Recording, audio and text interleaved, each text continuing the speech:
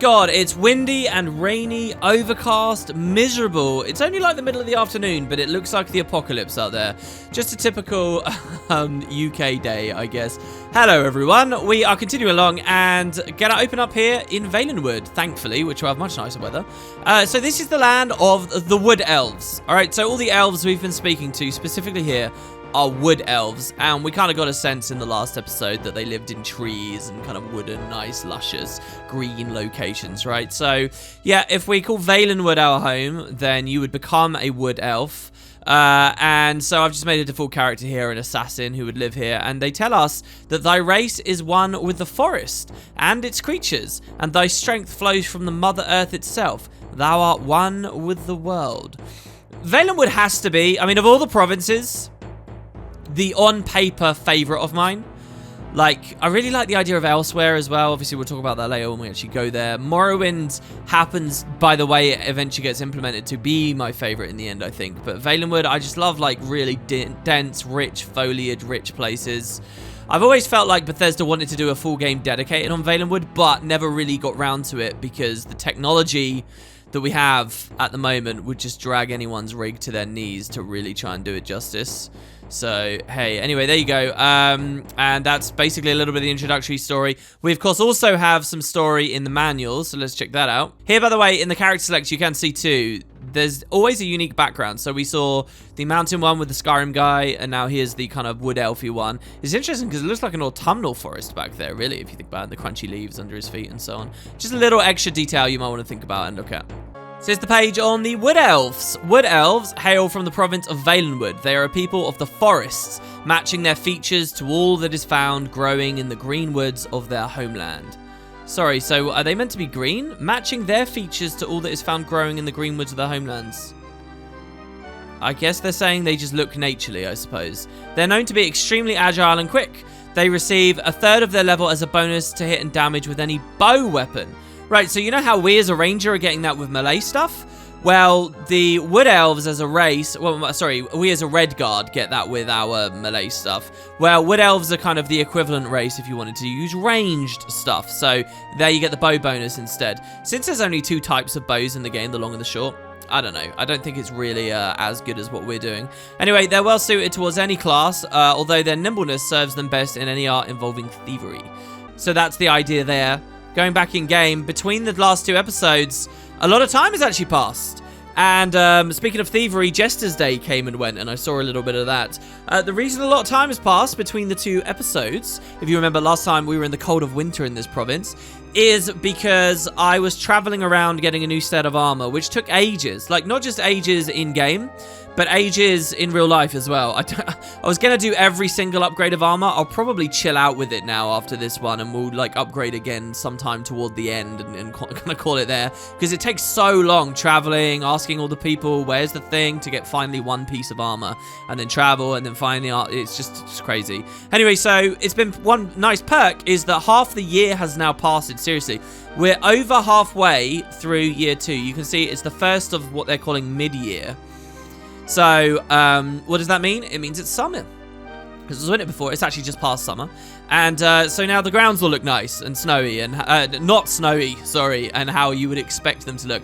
I also found this really beautiful vista here. Look, there's a little fountain, a nice little tree. I have to say, this province is really nice.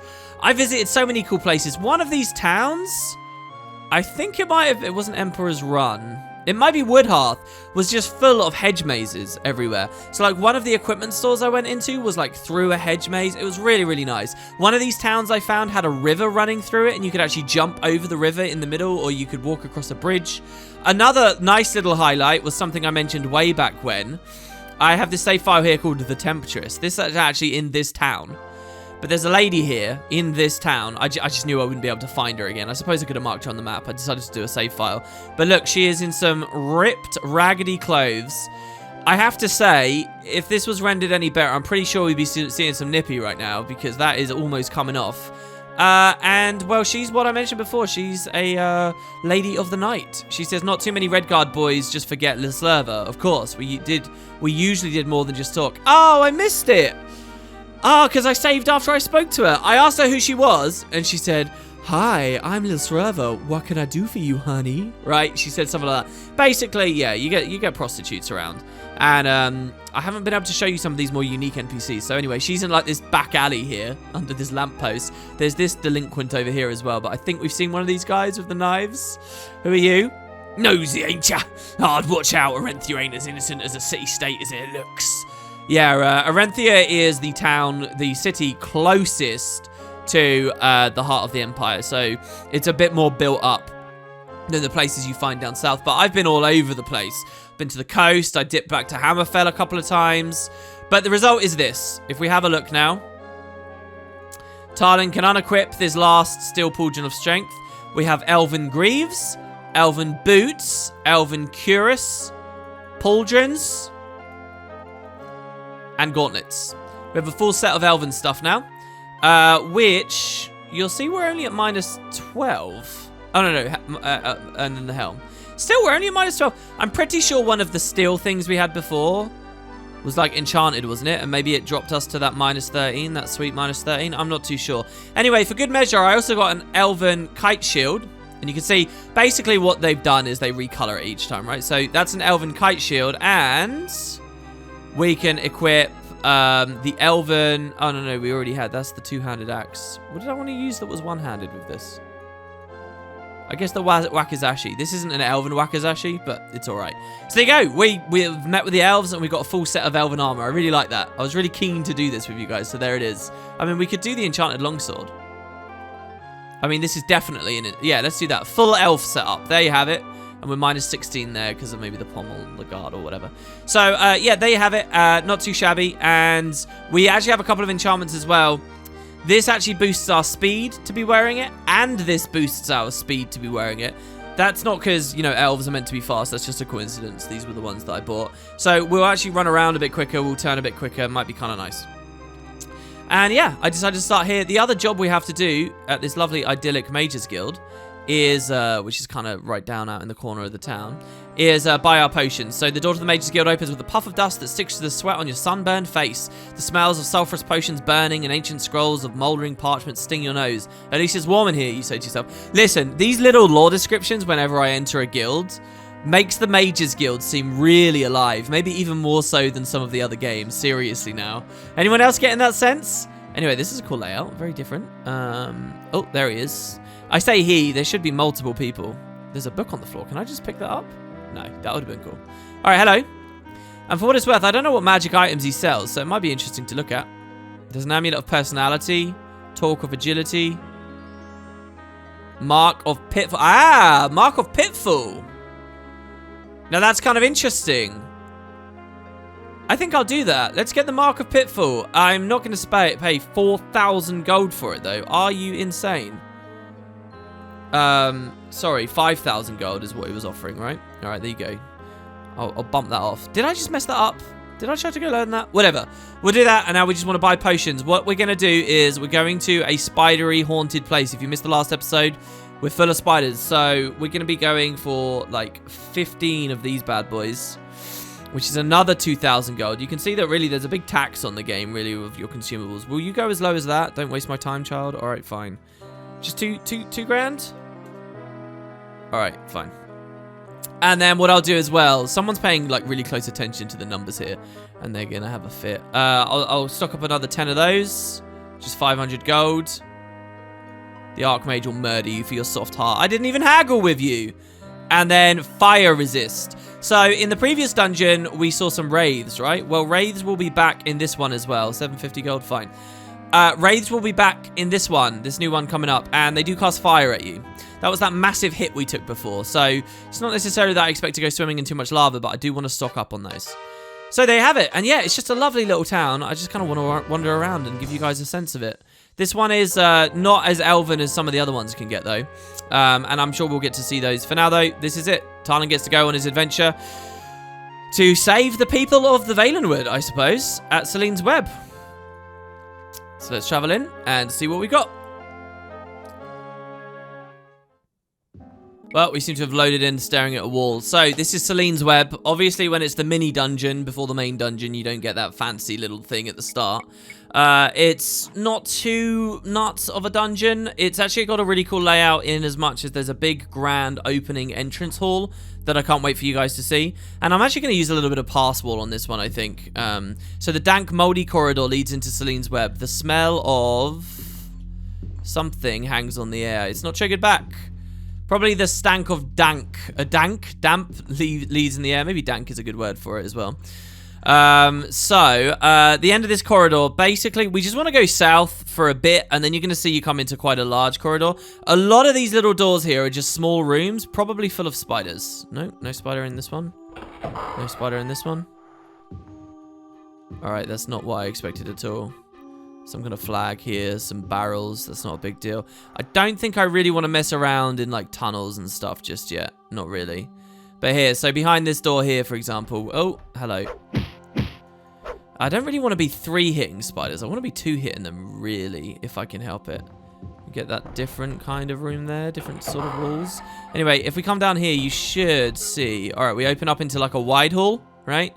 They're all very thin halls at the very start with just these tiny little doors, kind of like barracks and stuff, right? But when you get to the wide hall, you'll see there's mostly nowhere to go except head forwards, and this brings us into a massive chamber. Before you lies a small arena surrounded by water. Something glitters on the stones of one island. So there's like basically this big room, a huge amount of floor 1 is this big room. Oh.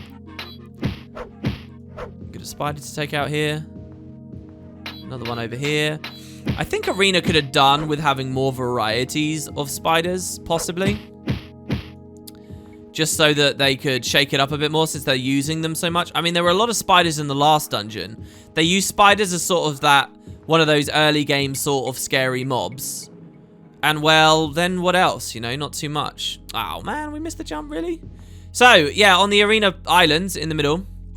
The arena, get it, guys? Because we're playing arena. I guess I'll pick up the bracer just in case it's good when we identify a layer. That is one thing I didn't do at the major skill, actually. I didn't identify all my stuff. We got Minotaurs, so we can kind of go from platform to platform, cleaning them out. There's 2 of them in this one, but easily enough dealt with. When we get our next level, I'm going to start feeling really quite strong. I'm going to be quite happy. Come over here. I'm not sure. I don't really remember. There might be a key or something on one of them, or it's just for the loot. And the damage. The experience. Damage. Yeah, I'm deliberately here. I just like getting beaten up, guys. It speaks to my submissive nature. Oh, yes! I have another thing. Okay, so let's cast the Mark of Light. It does light up a bit, so that's nice. Also, the boots we're wearing. I never showed you. The boots are enchanted too. Oh, and that's why our numbers are low. Because I never equipped the boots. We're totally not wearing them, are we? Oh, maybe we are wearing them. Hold on. Am I crazy? Elven shield, gauntlets, greaves. Yeah, boots. Here you go. Boots of Levitation. Now, Levitation is a spell in the game. And what it's generally good for is situations like this here.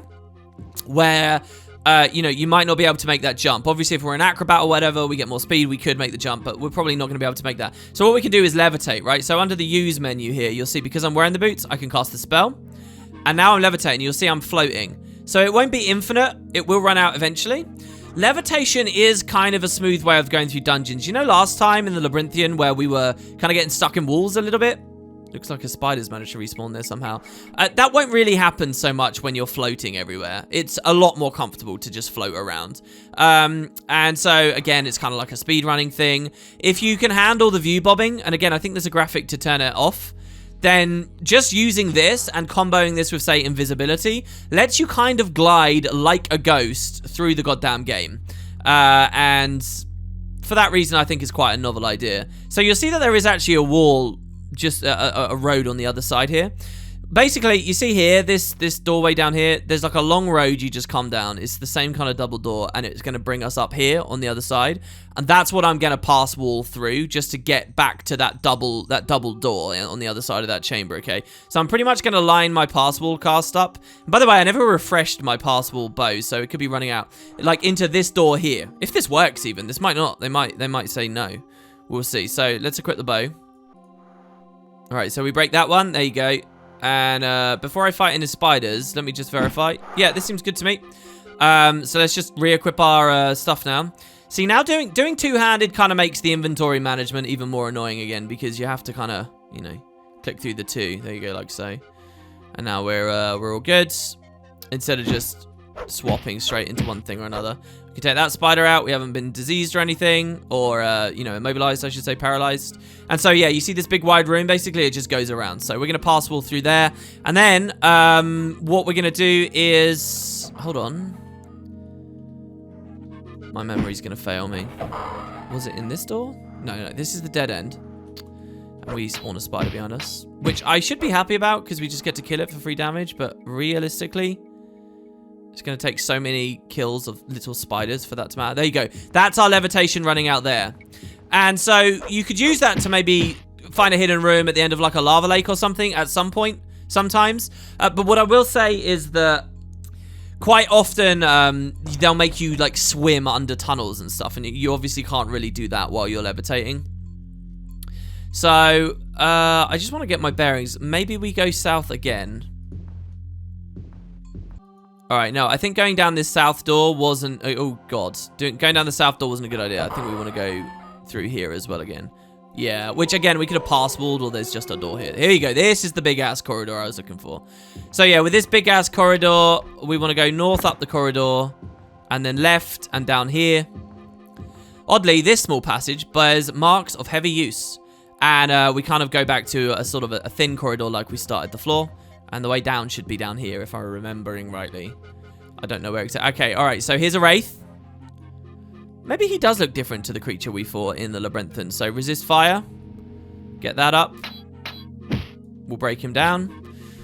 Unlike an iron golem, we're not going to have any problems dealing with him. Oh, that's all he was doing, just guarding a little bit of treasure. So that's that door. Coming along in here. Could take a right. Arch back on ourselves. Remarkably empty, floor 1 of Selene's web. I'll say that. And we see a door with a golden lock. Right, so that's a magically held lock, and we will want a golden key. So I'm going to mark on the map now. Well, we don't really even need to mark exit, because we got the blue square, obviously. But this is how we get to the exit, okay? Well, the next floor down. We do have the golden key. Again, I think we could just pass wall through. Unless they're, like, invincible pass wall walls. But I'm not going to do that. I will show you where the actual golden key is, and that's going to require us to walk back to the chamber. So I'll see you guys there. Well, actually, I won't. I'm going to go this time down the big double stairway, the main corridor, right? So I'll see you in there.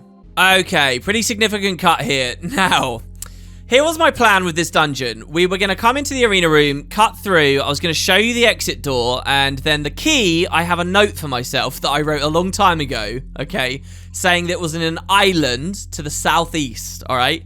Now, what I thought I meant was this little room here. So basically, you come into the main corridor and just walk back, and it's just there. And I figured I'd find the key right on this little spot.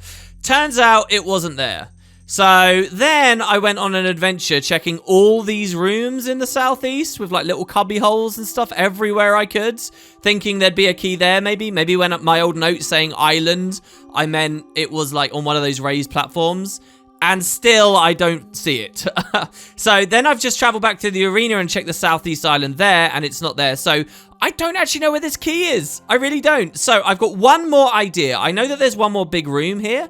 It's not southeast, and I don't remember anything about an island, but it's basically here. It's south of the exit, which is pretty close. So what I'm going to do is look for the key there. If I can't find it, we're going to use the other strategy. We're going to use the passwall strategy, which does have a slight extra trick to it that I do need to divulge to you guys. You have to be careful. So basically, right near where we were a second ago, in the main corridor, sneakily on the right here, there is this, which I noticed before, but never went down it. It says, magic dens, no light or noise. Weird. I have been casting the light spell for all my exploration here. And this takes us into... Ooh. What on earth was hitting me? Was that because I had my light spell on? Something's definitely down there. Maybe it was just these freaking spiders over here. Jesus, hack them all apart. All right, so Mark of Light. Illuminate this big room here. And I'm wondering if the key is maybe in this big room. I mean, I certainly don't see any islands. Do you guys? I mean, it is a cool little place to explore. What is it that's speaking to me? Maybe spiders? Yeah, I don't know. I really don't. It's a very, very odd one. I suppose there is one other little thing. I think there's a passageway coming off halfway, yeah. And I think this breaks into 2 rooms. Probably going to start using maps as we go forward, actually. Oh my god, we did it! We actually did it. Maybe I won't use maps. Oh, no. That's just a gold pile. I thought it was the key. I've grabbed so much stuff. We're going to have to identify so many things going forwards. Okay, what about that tunnel? This is such a simple layout as a dungeon that I really feel like it should be one of the earlier ones, but this key thing has really thrown me through a loop. Now, spiders, we did learn in the previous dungeon, can climb up a lot of this. Okay, we want to get free action on. Probably want to heal first, actually. Hopefully get a good roll. There we go, that's a good roll. And then free action afterwards. So that we'll be okay. Another spider. I think these are just like spider dens. I don't think that there's anything else really to experience in these rooms. Certainly not a key on the floor anywhere. I think there's like one more. And if this fails, I'll just see you back at the golden door and we'll use the other strategy. I really would like to show it all off. So hold on. It's behind me and then the northern road. This is the last room. And there's clearly just more spiders nipping at my heels. Free action. Okay, I think we got the kill. Oh, man, again. Free action again. Free action again! How many are there? I'm actually really scared because I'm super low on health as well. Oh, and we got bad luck. And again. All right, are they dead? Can we go down now, please? Oh, I think I was just standing too far forwards, actually. I think I was over its head. How many were there? Just 2? Right, yeah, no key. No key. Well, there you go. The mystery of the top floor of Selene's web. Explored basically everywhere, except... Oh, there is one more place I could go. And it's north. It's through this door. There's like just a couple of rooms there. I'm going to cut. I'm going to just walk through them. They're just regular rooms. And I'll see if the key's there. See you guys in a second. Fingers crossed. All right, we're back. I have just cut an enormous amount out of this episode. Where basically I looked through the whole dungeon floor. Like, I looked everywhere. Stubborn as I am, I just kept looking, and in all the rooms I can't find it. I even went down this massive long corridor that you don't have to. So the mystery of the golden key. But here's our other technique. What we're gonna do is pass walls. So we'll find with the golden door with the lock, okay? And if we can't open this, I would be amazed if I could just click that and it turned out I had it somehow, even though it wasn't the UI. What we're going to do is we're going to pass wall through on the side of it. Now listen to me very carefully. If you do this and the thing you use for pass wall runs out while you're in there, you can get stuck for good. Because when you come out the other side, the door's still locked and that's it. You're done. So you have to be very, very careful and make sure you can use the enchantment again, all right? So I can just break this whole wall open here, and you'll find that the stairs are there, right? It wanted me to use the key. So when I go downstairs, this wall will respawn, and we won't be able to get back out. So what I'm going to do is I'm going to save Tarlin at Selene's web. I'm going to turn around, and we see the new floor. I'm going to come back, and then we're going to see if we can cast again, which we can, and we're all right. So, but if you go down to the next floor and you abuse the mechanic too much, you might run out of charges, so be careful. Anyway, so Selene's web floor 2. This is really the dungeon, the second floor. You could forget that there was ever a first floor. And this is where we will find the heart, or what we're looking for. It's going to be really fun. I'm going to show you some cool ways to get through this. But I spent so long up there, I've run out of time today, guys. I don't know how long the video is going to be, really, but I have run out of time. So we'll just cut it there. We'll basically get Selene's web done tomorrow, and we'll start on the Staff of Chaos tomorrow. So thank you very much, everyone, for watching. I hope you enjoyed, and I'll be back very soon. Love to see you in the comments. Please feel free to, and take it easy, guys.